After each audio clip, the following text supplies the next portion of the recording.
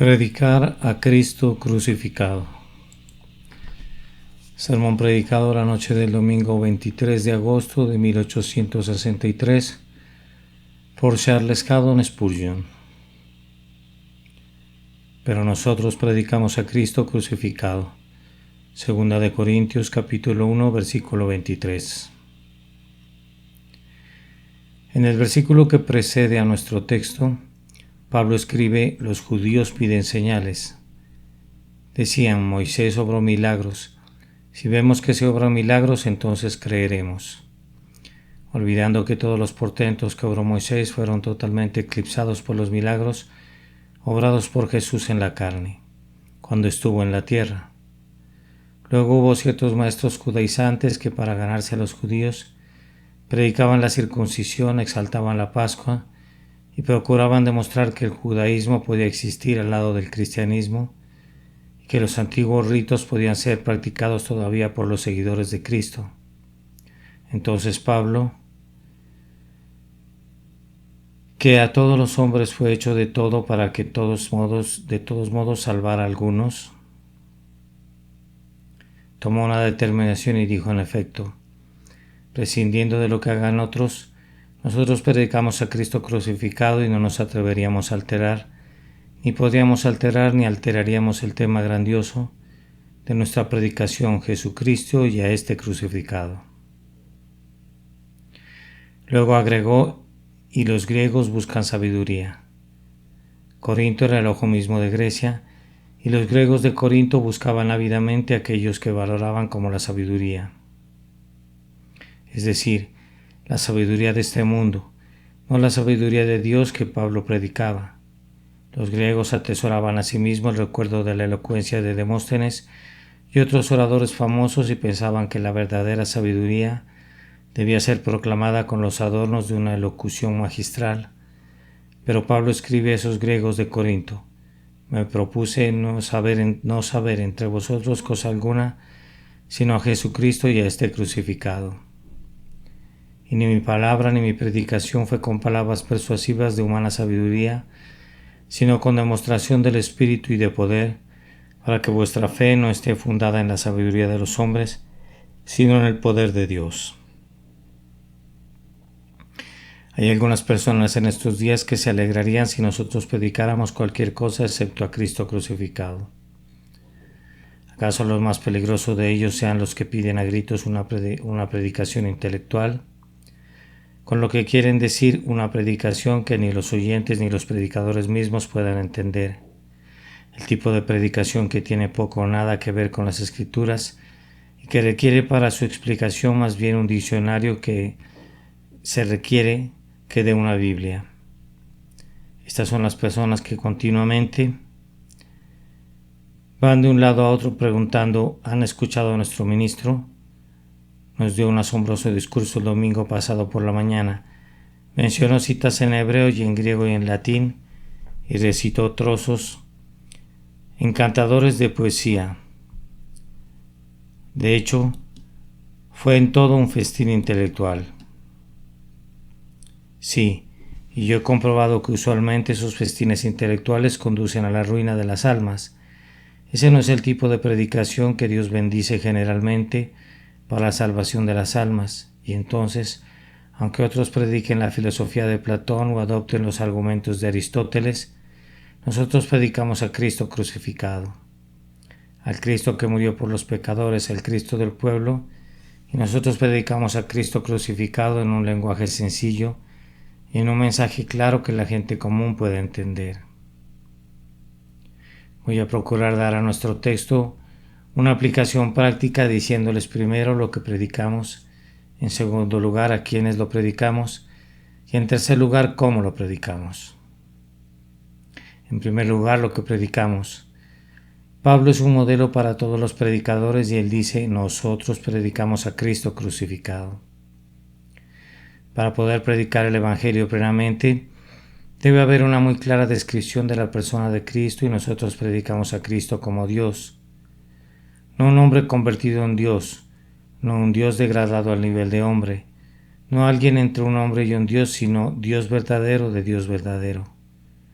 uno con su Padre en todos los atributos, eterno, que ni tiene principio de días ni fin de vida, omnipresente, llenando todo espacio, omnipotente, teniendo todo poder en el cielo y en la tierra, omnisciente, sabiendo todas las cosas desde la eternidad, el grandioso Creador, preservador y juez de todo, en todas las cosas la misma y expresa imagen del Dios invisible.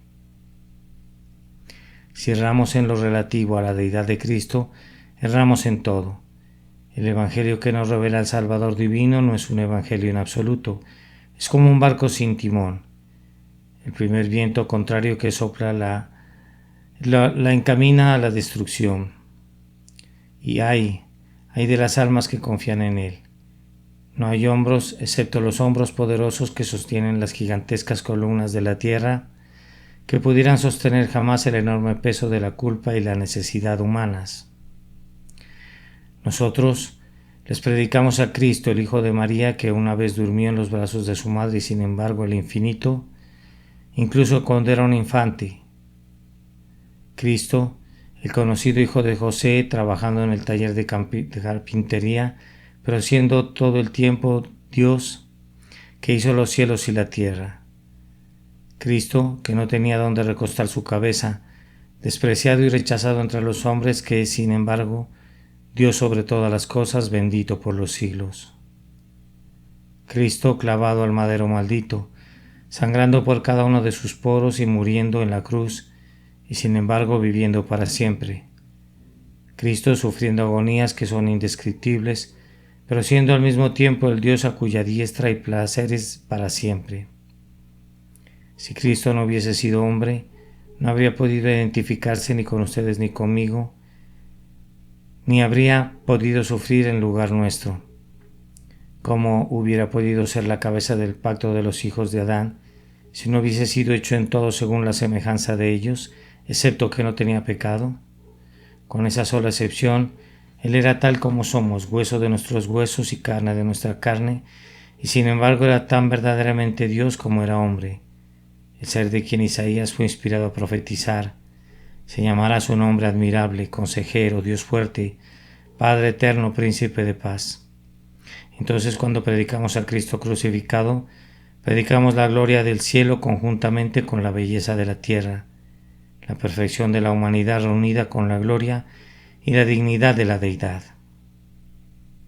A continuación, debemos predicar muy claramente a Cristo como el Mesías, el enviado de Dios. Desde mucho tiempo atrás había sido profetizado que un grandioso libertador debía venir, que sería luz para revelación a los gentiles y gloria de su pueblo Israel. Y Jesús de Nazaret fue ese libertador prometido, de quien tanto Moisés en la ley como los profetas escribieron. Él fue enviado por Dios para ser el salvador de los pecadores. No asumió este oficio sin autoridad, sino que podía decir en verdad: he aquí que vengo, oh Dios, para hacer tu voluntad. Él se convirtió en el sustituto de los pecadores, pero esto no sucedió accidentalmente, sino por un decreto divino, pues leemos: mas Jehová cargó en él el pecado de todos nosotros. Un sacerdote que no ha sido ordenado, un profeta que no ha sido enviado por Dios, un rey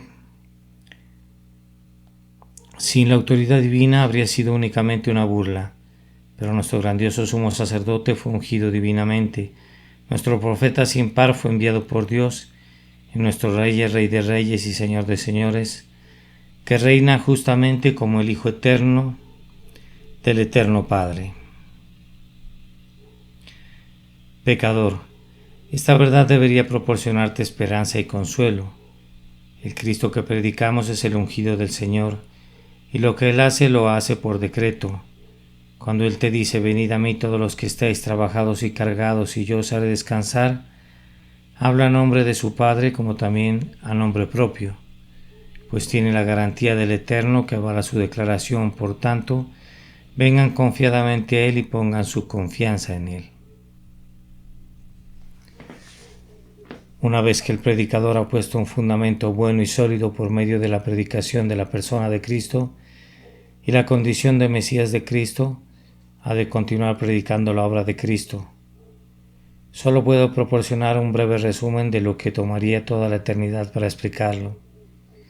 Hemos de predicar de tal manera que mostremos cómo, en el pacto eterno, Cristo tomó el lugar de fianza y representante de su pueblo, y cómo en la plenitud del tiempo salió de los palacios de mármol llevando las vestiduras de la carne, y cómo cumplió primero una justicia activa por la perfecta obediencia de su vida cotidiana, y al final cumplió una justicia pasiva por sus sufrimientos y muerte en la cruz, comenzando en la encarnación, prosiguiendo la obra grandiosa de la redención, hablando de la sepultura de Cristo, de la resurrección, ascensión, intercesión ante el trono de su Padre y la gloriosa segunda venida. Tenemos un tema que los ángeles muy bien podrían codiciar, un tema que muy bien podría despertar la esperanza en el corazón del pecador. Pero es especialmente a Cristo crucificado a quien hemos de predicar. Sus heridas e hinchazones nos recuerdan que debemos decirles que mas Él herido fue por nuestras rebeliones, molido por nuestros pecados, el castigo de nuestra paz fue sobre Él, y por su llaga fuimos nosotros curados. La salvación debe ser encontrada en el Calvario, donde Jesús inclinó su cabeza y entregó su espíritu, venció a los poderes de las tinieblas y abrió el reino de los cielos a todos los creyentes. Hay una palabra que todo verdadero siervo de Cristo debe ser capaz de explicar muy claramente, y esa palabra es sustitución. Yo creo que sustitución es la palabra clave para toda la teología. Cristo ocupa el lugar de los pecadores y es contado entre los transgresores por causa de las transgresiones de ellos, no las suyas propias. Cristo paga nuestras deudas y salda todos nuestros pasivos. Esta verdad implica, por supuesto, que nosotros tomamos el lugar de Cristo cuando Él toma el nuestro, de tal forma que todos los creyentes son amados, aceptados, hechos herederos de Dios y en el tiempo señalado son glorificados con Cristo para siempre. Hermanos ministros, si no predican otra cosa, hagan que sus oyentes entiendan siempre claramente que hay un sustituto divino y suficiente en todo para los pecadores, y que todos los que ponen su confianza en Él serán salvados eternamente. Cuando predicamos así a Cristo, debemos predicar también sus oficios. Debemos predicar a Cristo como el grandioso sumo sacerdote que vive para siempre e intercede por nosotros. Debemos predicarle como el profeta cuyas palabras son divinas y por tanto llegan a nosotros con una autoridad de la que no puede hacerse caso omiso. Debemos asegurarnos de predicarle siempre como Rey, poniendo la corona de alabanza sobre su cabeza real y reclamando de su pueblo la inalterable fidelidad y lealtad de sus corazones y el servicio indiviso de sus vidas. Debemos predicar también los derechos de Cristo para sus oficios. Es un esposo, debemos decirle cuán amoroso y cuán tierno es. Es un pastor, debemos proclamar su paciencia, su poder, su perseverancia y debemos publicar especialmente su abnegado amor demostrado al entregar su vida por sus ovejas. Es un Salvador, debemos mostrar cómo Él puede salvar perpetuamente a los que por Él se acercan a Dios. Debemos hablar mucho sobre la mansedumbre que no quiebra la caña cascada, ni apaga el pavo y lo que humeare. Nos debe deleitar hablar de Cristo, que se inclina hacia el hombre de quebrantado corazón y le sana las heridas y tiene su oído abierto para el oír el clamor de un espíritu contrito. El carácter de Cristo es el imán que atrae a los pecadores así, y sobre ese bendito tema podría seguir hablando sin cesar. Cuando en una ocasión Rutherford estaba hablando de las bellezas del Cristo, a quien amamos tan encarecidamente, uno de sus oyentes se vio constreñido a gritar: «Vamos, hombre, tienes el tono correcto, sigue, en verdad, este es un tema que podría inducir al tartamudo a hablar con poder y hacer que el propio mudo fuera elocuente por Cristo».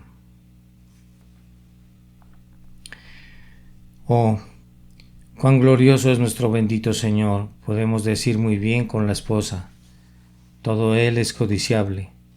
No podemos exagerar sus excelencias y encantos, y nuestra meta constante ha de ser pintar tal retrato de Él que los pecadores se enamoren de Él y confíen en Él para ser salvados con su grandiosa salvación.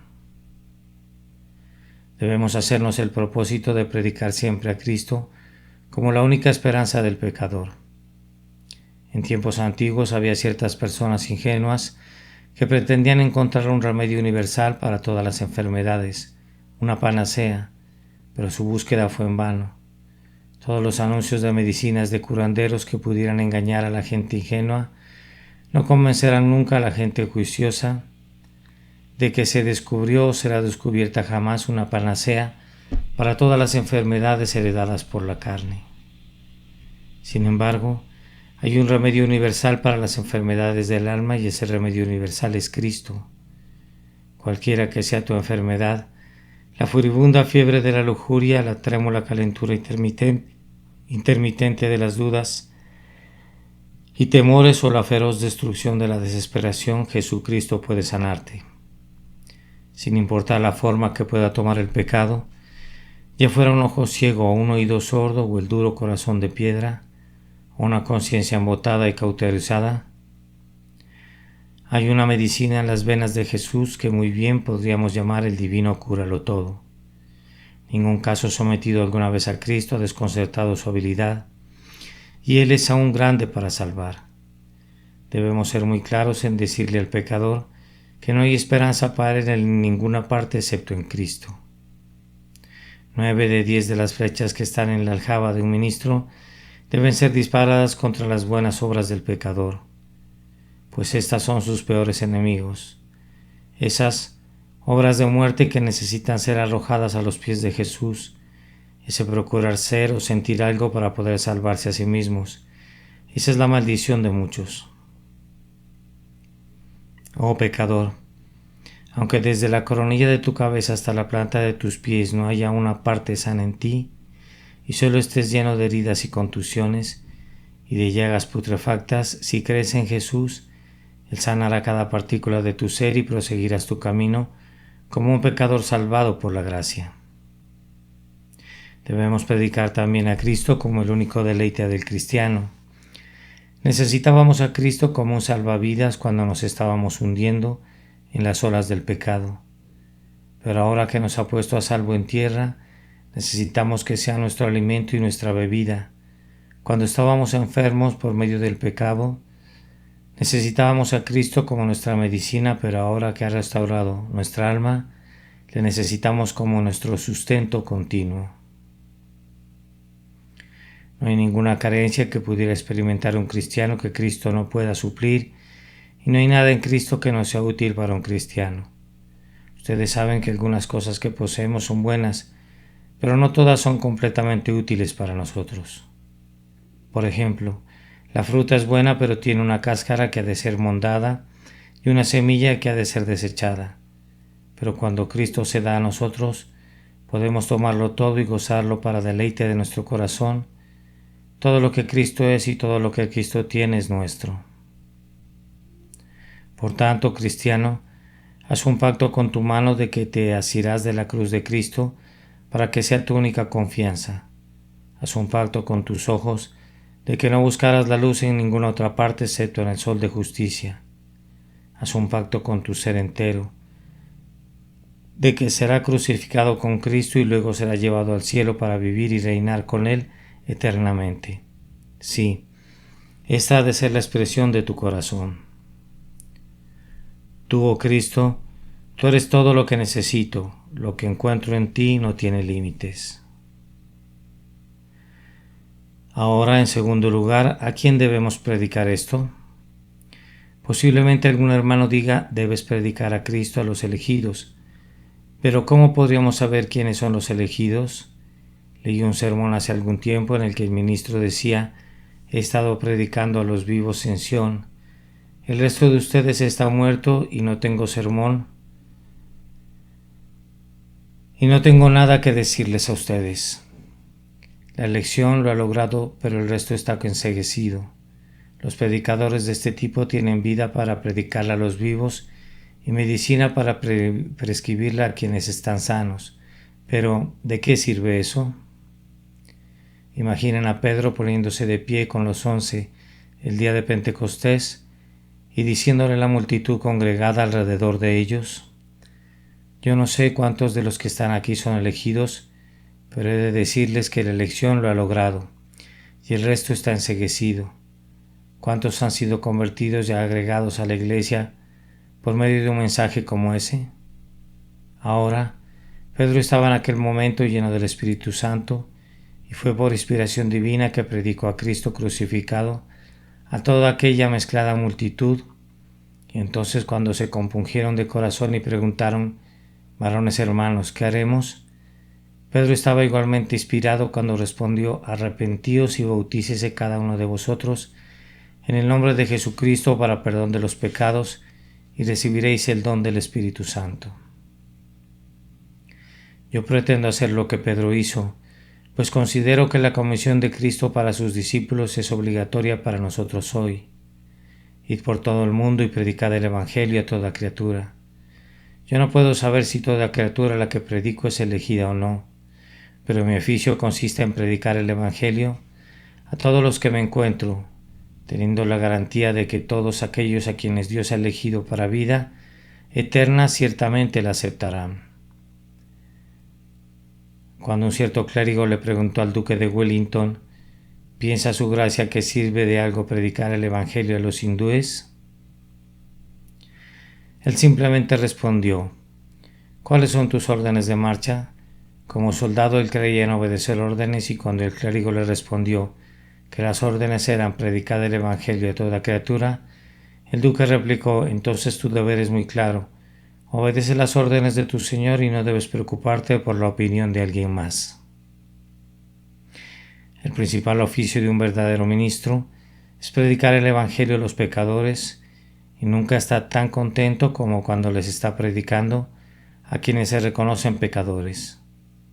Cuando les está predicando a los que tienen justicia propia, tiene grandes problemas en cuanto a los efectos del mensaje, pues teme que podría resultar ser olor de muerte para ellos, pero cuando se reúne con aquellos que confiesan llenos de aflicción que son culpables y que están perdidos y arruinados, entonces se deleita en la esperanza de resultados bendecidos provenientes de su predicación.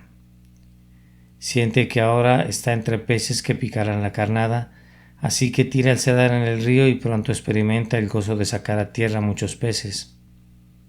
Sabe que el pan es siempre mucho más delicioso para los hambrientos y que incluso la medicina amarga será tragada ávidamente por el hombre que está muy enfermo y anhela ser curado. Entiende que son los desnudos quienes necesitan ser revestidos y quienes no tienen dinero son los que claman pidiendo limosna. Oh pecadores, si ustedes se dan cuenta de que son viles e inmundos, repletos de toda forma de mal, que no cuentan con nada propio que sea digno de ser llamado bueno, y si están anhelando ser liberados del mal de todo tipo y de ser hechos santos como Dios es santo, me alegra que mi Señor me haya dado en su palabra un mensaje como este para ustedes. Si confesamos nuestros pecados, Él es fiel y justo para perdonar nuestros pecados y limpiarnos de toda maldad. Aún así, un verdadero ministro de Cristo no limita su predicación a los pecadores que están persuadidos de su culpa, sino que predica el Evangelio a pecadores de cualquier edad, a los menores cuyas vidas no han sido manchadas todavía por los vicios de la edad. Les predica a Cristo crucificado como el Salvador de los niños, y se alegra en verdad cuando los muchachos y muchachas confían en Jesús y son salvados. A ustedes que han alcanzado la mitad de la vida, les predica a Cristo crucificado como el bálsamo que cura toda herida, el cordial usado para toda preocupación, y queda agradecido cuando ustedes son salvados también por la gracia por medio de la fe en Jesús. A los ancianos y a los que tienen grises sus cabellos, a los decrépitos, a quienes están al propio borde de la tumba, les predica a Cristo crucificado. Si pudiese encontrar un pecador que hubiera alcanzado la edad de Matusalén, todavía le predicaría el mismo Evangelio, pues sabe que no hay ningún Salvador excepto el Cristo crucificado del Calvario, y sabe también que sean viejos o jóvenes, o ni viejos ni jóvenes, todos los que confían en Él, son salvados inmediatamente y salvados para siempre. Y a la vez que predica a Cristo a los pecadores de todas las edades, Él también predica a Cristo a los pecadores de todos los rangos. Para las reinas y los príncipes y los nobles, no tiene nada mejor que predicar a Cristo, y no tiene nada menos que Cristo para predicarles a los campesinos y artesanos o a los indigentes. Cristo crucificado para los hombres de letras y erudición, y Cristo crucificado igualmente para los ignorantes y los analfabetas. Él también predica de Cristo a los pecadores de todo tipo, incluso a los ateos, al hombre que dice que no hay Dios, y lo exhorta a que crea y viva. Predica de Cristo a los hombres abiertamente profanos, cuando hacen una pausa momentánea en sus blasfemias, les habla de ese grandioso juramento que Dios ha jurado. Vivo yo, dice Jehová el Señor, que no quiero que la muerte del impío, no quiero la muerte del impío, sino que se vuelva el impío de su camino y que viva. Nosotros predicamos a Cristo a las rameras en las calles y cuán gozosamente muchas de ellas le recibieron y cuán alegremente han encontrado limpieza de sus inmundas manchas en la preciosa sangre de Jesús. Predicamos a Cristo al borracho, pues nosotros creemos que nada, salvo la gracia de Dios, puede rescatarle de su degradación y pecado, y hemos visto muchos pecadores de ese tipo que han sido recuperados por el Evangelio.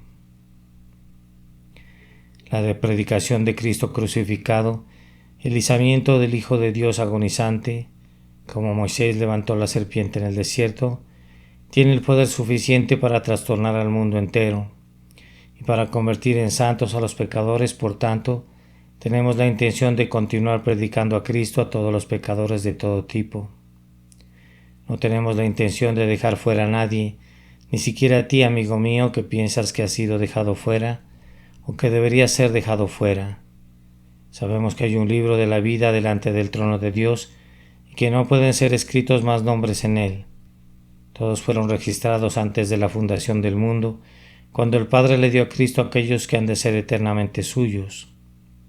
Nosotros no podemos remontarnos al cielo para leer los nombres de los redimidos que están escritos allí, pero creemos que la lista contiene millones y millones de nombres de aquellos que todavía no han confiado en Cristo, por lo que tenemos la intención de seguir predicando de Cristo a los pecadores de toda edad, de toda condición, de todo tipo, de todo grado de negrura y vileza, y creemos que hay aún un lugar, que aún hay misericordia para el miserable,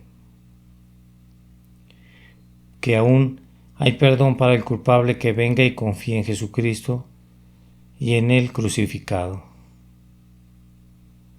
Ahora, por último, ¿cómo debemos predicar a Cristo crucificado?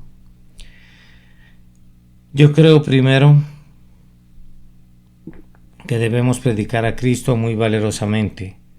Recuerdo a un joven que subió al púlpito para dirigirse a una pequeña congregación y comenzó diciendo que esperaba que perdonaran su juventud y que excusaran su impertinencia al venir a hablarles. Algún viejo caballero insensato dijo: «Cuán humilde es ese joven, ya que habla así». Pero otro, que era más sabio que él, aunque era más joven, dijo: «Qué deshonra para su Señor y Maestro. Si Dios le envió con un mensaje para esas personas, ¿qué importa que sea joven o sea viejo?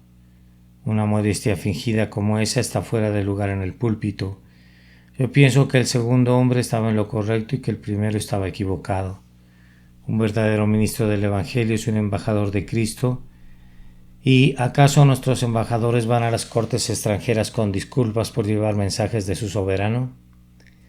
Sería un grave insulto para la corona de esos reinos si ellos mostraran una humildad así en su capacidad oficial. Los ministros del Evangelio deben guardar su modestia para otras ocasiones cuando deba ser manifestada, pero no deben deshonrar a su maestro ni desacreditar su mensaje como lo hizo aquel joven necio.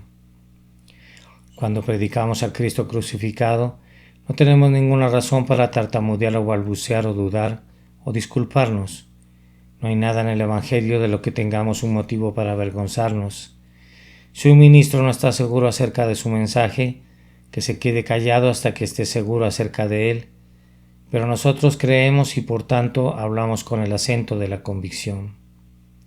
Si no he probado el poder del Evangelio en mi propio corazón y en mi vida, Soy un vil impostor al estar en este púlpito para predicar ese evangelio a otras personas, pero como yo sé con toda seguridad que soy salvo por la gracia, por medio de la fe en Jesucristo, y como tengo la certeza de que he sido llamado divinamente a predicar su evangelio, ¿acaso por miedo al hombre enclenque restringiré el curso del Espíritu en mí?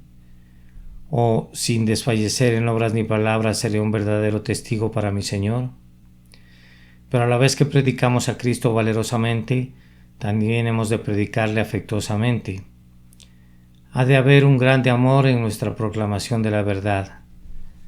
No debemos dudar de señalar a los pecadores el estado de ruina a la que los ha llevado el pecado y debemos exponerles claramente el remedio divinamente prescrito. Pero hemos de combinar la ternura de una madre con la severidad de un padre. Pablo parecía tanto una madre como un padre en un sentido espiritual en su ministerio.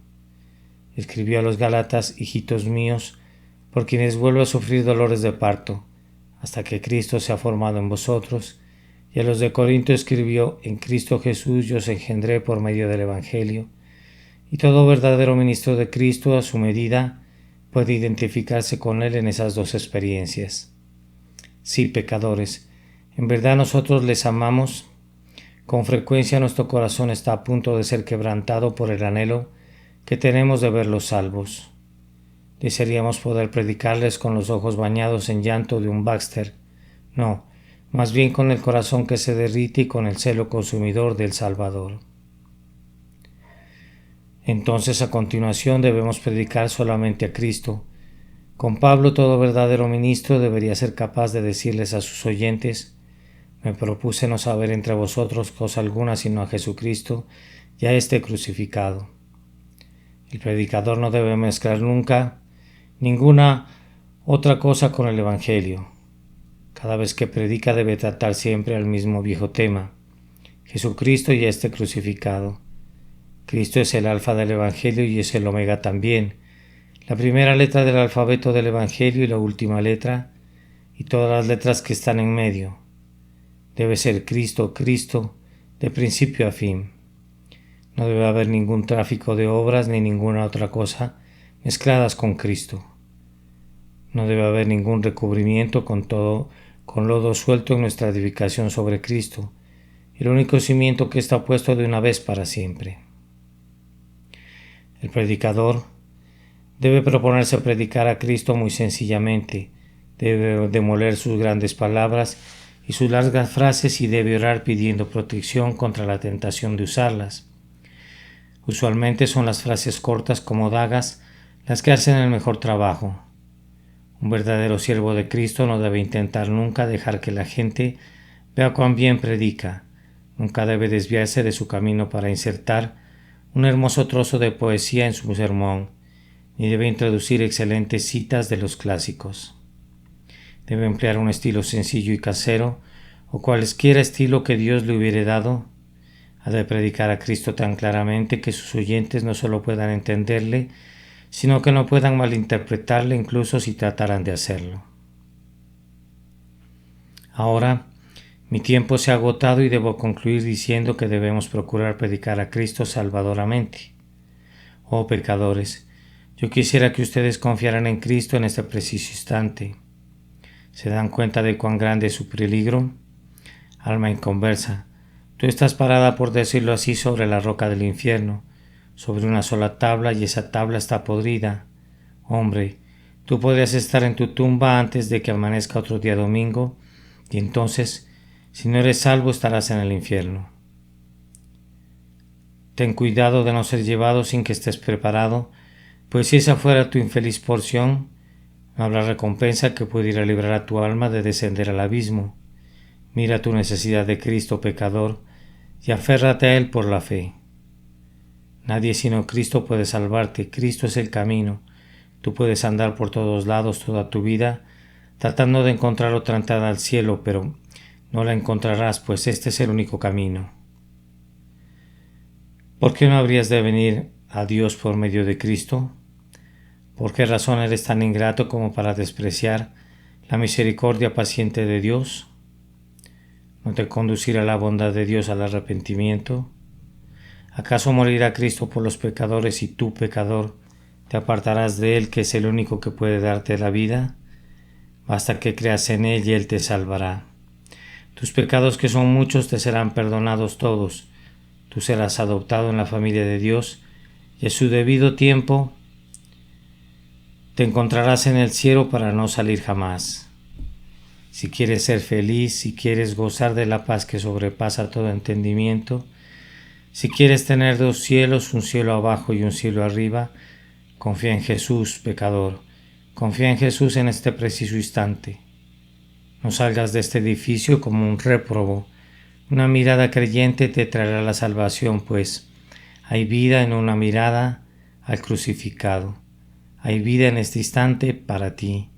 Entonces mira, pecador, míralo y sé salvo, a Él que fue clavado en el madero. Míralo a Él. Míralo a Él ahora, que el Espíritu Santo los habilite para mirar y vivir. Por Jesucristo nuestro Señor. Amén. Nota del traductor.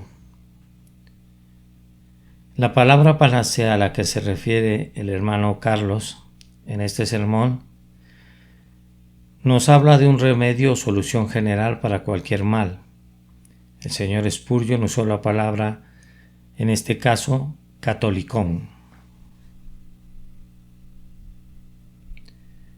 Predicar a Cristo crucificado.